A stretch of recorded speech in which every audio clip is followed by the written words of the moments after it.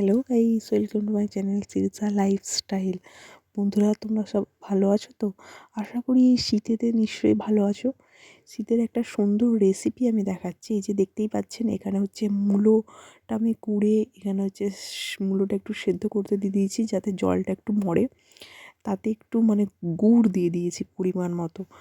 গুড় বা আপনারা চাইলে চিনিও দিতে পারেন। দিয়ে একটু নাড়াচাড়া করে নিচ্ছি, করে একটু জলটা হালকা হালকা মেরে নিচ্ছি, কারণ মূলোর এই জল তো অনেকটাই হয়, সেটা মেরে নিচ্ছি। আমরা পরিমাণ মতো নুনও দিয়ে দিয়েছি। আর এখানে এই যে আমার চাল কুড়ানো ছিল, আমরা হামাল দিস্তিতে চাল কুড়ি, সেই চালটা কুড়ানো ছিল, তাতে মূলোর জলেতে মূলো যেটা একটু সেদ্ধ হয়েছিল হালকা, সেইটা দিয়ে পুরো যেমন আটা মাখার হয় তার থেকে একটু হালকা নরম মাখিয়েছি। এই যে দেখতেই পাচ্ছেন কেমন শক্ত শক্ত মাখিয়েছি। আর আমার চ্যানেলে এখনও যারা বন্ধু হতে পারেনি, প্লিজ আমার চ্যানেলটিকে ফলো করবেন বা সাবস্ক্রাইব করে দেবেন। এখানে এই যে কড়াটা গরম করে তেল দিয়ে দিয়েছি, হালকা তেল দিয়ে এই যে মূলোর বড়াটা গোল করে এটা ওরকমভাবে চাড়িয়ে দিতে হয়।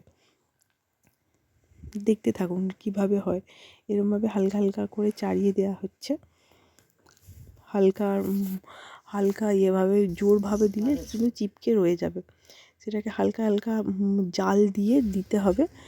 উল্টে উল্টে দেখুন এরকম ধরনের হয়েছে, খেতে কিন্তু খুব সুন্দর হয়েছিল, মূলোর অতটাও গন্ধ লাগেনি।